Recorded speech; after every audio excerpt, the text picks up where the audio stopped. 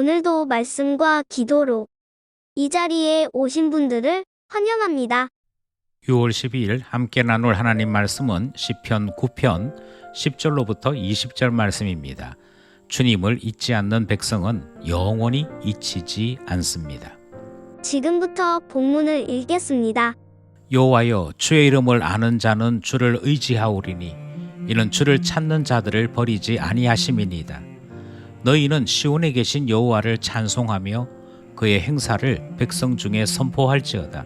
피 흘림을 신문하시는 이가 그들을 기억하심이요 가난한 자의 부르짖음을 잊지 아니하시도다. 여호와여, 내게 은혜를 베푸소서. 나를 사망의 문에서 일으키시는 주여, 나를 미워하는 자에게서 받는 나의 고통을 보소서. 그리하시면 내가 주의 찬송을 다 전할 것이요 딸 시온의 문에서 주의 구원을 기뻐하리이다. 이방 나라들은 자기가 판 웅덩이에 빠짐이요 자기가 숨긴 그물에 자기 발이 걸렸도다. 여호와께서 자기를 알게 하사 심판을 행하셨으며 악인은 자기가 손으로 행한 일에 스스로 얽혔도다. 악인들이 수올로 돌아가며 하나님을 잊어버린 모든 이방 나라들이 그리하리로다. 궁핍한 자가 항상 잊어버림을 당하지 아니하며 가난한 자들이 영원히 실망하지 아니하리로다. 여호와여, 일어나사 인생으로 승리를 얻지 못하게 하시며 이방 나라들이 주 앞에서 심판을 받게 하소서.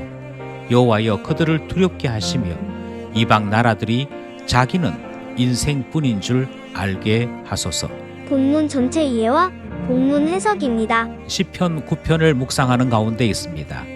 어제 시편 9편의 전반부 말씀을 묵상했고 오늘 본문은 하반부 말씀을 묵상하게 됩니다. 시편 9편에 별칭이 있는데요. 그것은 가난한 자들의 기도문이라 하는 이름을 가지고 있습니다. 하지만 좀 더 정확한 의미는 경제적인 약자라는 의미보다 국제 정세에서 이스라엘이 초라하고 또 작은 나라였을 때에도 하나님께서 이스라엘을 돌보신다 하는 의미를 내포하는 말이 되는 것이지요. 본문에 등장하는 인생이라고 하는 단어가 있습니다. 이것은 사람에 대한 일반적인 말이 아니고 불신자들 그 가운데서도 힘을 지닌 자들을 뜻하는 단어입니다. 그러니 인생과 하나님을 믿는 신자 사이의 대립과 그 구조에 대한 말씀이 오늘 시편 9편의 가장 중요한 비교가 되는 것이지요. 결국 우리에게 질문하는 것은 영생 없지만 유력한 자로 살겠느냐, 신앙이 있지만 가난한 자로 살겠느냐, 이 둘 사이에 우리의 선택은 무엇이냐를 묻는 말씀이 됩니다.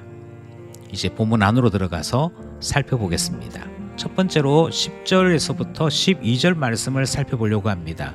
이 문단의 주제는 주의 이름을 아는 사람의 차이가 무엇인가 하는 것에 대한 말씀이지요. 본문에서 시인은 자기 자신이 하나님을 알고 있다라고 표현합니다. 하나님은 자신을 의지하는 자 그리고 자신을 찾는 자들을 버리지 아니하시는 분이라 그렇게 고백하고 있고요. 그와 같은 사람들이 하나님을 향해 부르짖을 때 하나님은 잊지 아니하시고 반드시 응답하신다, 이 사실을 선포하고 있습니다. 반면에 하나님을 모르는 이들은 여전히 싸우고 피 흘리는 범죄를 저지르게 되지요. 왜냐하면 이들은 하나님의 두려움이 없기 때문입니다. 하지만 오늘 본문에서 시인은 이들이 결국 심판받게 된다, 그것도 반드시 심판받는다라고 전하고 있습니다. 여기서 시인은 하나님을 안다 하는 표현을 사용했는데 여기서 안다는 것은 지식으로나 이론적으로 안다는 말이 아닙니다.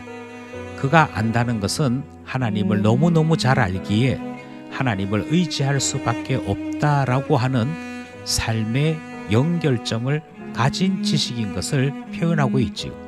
따라서 경험을 통해 하나님을 알게 되는 것 뿐만 아니라 오랜 동안 하나님과 함께하는 삶을 통해 하나님에 대해 자랑할 수 있는 것이 여기에 등장하는 하나님을 안다 하는 표현이 되는 것입니다. 하나님과 오랜 동안 함께하였기에 하나님에 대해 어떻게 살아야 하는지를 알고 있다 선언하고 노래하는 첫 번째 문단 말씀이었습니다. 둘째 문단은 13절로부터 14절 말씀입니다. 사망의 문에서 시온의 문으로 옮기셨다 하는 뜻이지요. 시인은 하나님께 특별한 은혜를 구합니다. 이 특별한 은혜를 구하게 된 배경이 13절에 등장하는데요. 시인은 자기 자신이 지금 사망의 문에 있다라고 고백하고 있습니다. 그 자신이 사망의 문에 있다라고 표현하는 이유는 미워하는 자들에게서 극심한 고통을 받고 있기 때문인 것이지요. 이것은 현실적인 삶이고 시인이 살아가고 있는 동안에 삶 속에서 만나는 큰 문제거리였습니다. 그래서 기도하기를 14절 말씀에 시인은 하나님께서 자기 자신을 시온의 문으로 옮겨달라 간구하며 그곳에서 구원 베푸실 것을 찬송하고 전할 것이라 그렇게 노래하는 내용이 등장합니다. 여기서 시온의 문이란 하나님의 권능이 임하는 곳이라고 하는 의미를 담고 있습니다. 동시에 하나님께서 하나님의 나라로 세운 이스라엘이 자기의 사명을 지키고 하나님과 교제하는 가운데 있는 그 장소와 역할을 표현하는 말이 되기도 합니다. 하나님께서 사망의 문 가운데 있는 나를 옮겨주셔서 이스라엘로 살게 해주십시오. 시온의 은혜 가운데 살게 해주십시오. 간구하는 내용이 둘째 문단 내용입니다. 셋째 문단은 15절로부터 20절 말씀입니다. 악인과 의인의 차이에 대한 말씀이지요. 이제 시편 9편의 마지막 부분인데요. 시인은 하나님께서 행하실 놀라운 기적을 선포합니다. 먼저 이방 나라에 대해서는 자기 스스로 판 웅덩이에 빠지게 될 것이라 그렇게 노래합니다. 뿐만 아니라 숨긴 거물에 스스로 걸리고 말고요. 자기 스스로 범죄한 것에 자기 자신이 얽히게 된다라고 노래하며 선포합니다. 왜냐하면 그들을 향한 하나님의 뜻은 심판이기 때문입니다. 그리고 그들의 결국은 스올에 빠지고 말게 되기 때문에 그들에게는 더 이상 그 다음이 존재하지 않는 것이지요. 그것을 오늘 본문에서는 그들의 인생이 여기에서 끝이 난다. 더 이상 그들의 다음은 없다 하는 것으로 선언되고 있습니다. 반면에 의인은 궁핍과 가난 속에 살아갈 수는 있습니다. 하지만 이 땅에서 궁핍과 가난 가운데 살아가면서도 하나님께서 위로와 보호를 계속 행하시지요. 그들이 이 땅에서 살게 되는 모든 삶에 대해 결코 실망하지 않게 될 것이라 확신하고 노래하는 내용이 등장합니다.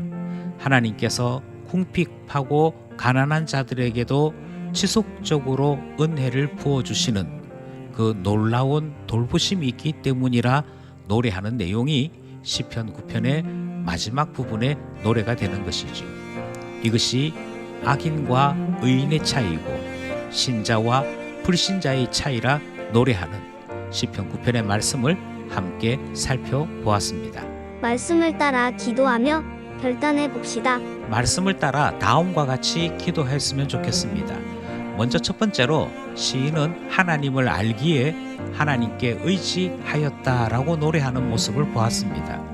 진정으로 안다는 것은 경험했기에 확신하는 것이고 삶이 배어나오는 것입니다. 그것이 정말 안다는 뜻이지요. 이 안다는 것이 우리에게도 나타나기를 원합니다. 하나님을 정말 안다면 하나님과 함께하는 경건의 시간이 얼마나 기쁜지 모릅니다. 경건이 좋다라고 하는 것을 가르쳐서 하는 것이 아니라 하나님과 함께하는 시간 동안 누리는 기쁨이 크기에 하나님께로부터 받는 은혜가 크기에 경건이 기쁨이 되는 기적이 일어나는 것이지요. 하나님을 알기에 하나님과 함께하는 시간이 기쁨이 되는 우리 모두가 되었으면 좋겠습니다. 둘째로 세상을 사는 동안에 사망의 문에 살고 있는 듯한 고통을 신자들은 경험할 수도 있습니다. 하지만 참 신자는 하나님의 나라로 사는 동안에 위로와 치유와 회복을 동시에 경험하게 되지요. 하나님과 함께하는 시간이 참 행복이요. 하나님은 우리를 버리지 아니하시고 반드시 기억하사 위로하신다, 회복해 하신다는 그 신앙이 우리가 알고 있는 신앙의 본뜻 아니겠습니까? 사는 동안에 신앙을 배우게 하셔서 세상 이기게 하소서 기도하게 되는 것이지요. 마지막으로 하나님 없는 인생을 부러워하지 말아야겠습니다. 오히려 우리를 잊지 아니하시고 신자로 사는 것이 결코 실망스럽지 않도록 우리를 이끄시는 하나님을 발견하고 하나님만 의지하며 살아가 신앙의 승리를 이루는 것이 우리 신자들의 마땅한 도리가 아니겠습니까? 인생을 부러워하지 아니하고 하나님 안에 있는 신자의 당당함을 자랑할 수 있는 우리 되기를 원하는 것이지요. 오늘도 말씀과 기도로 살아가는 우리 모두가 되기를 소원합니다.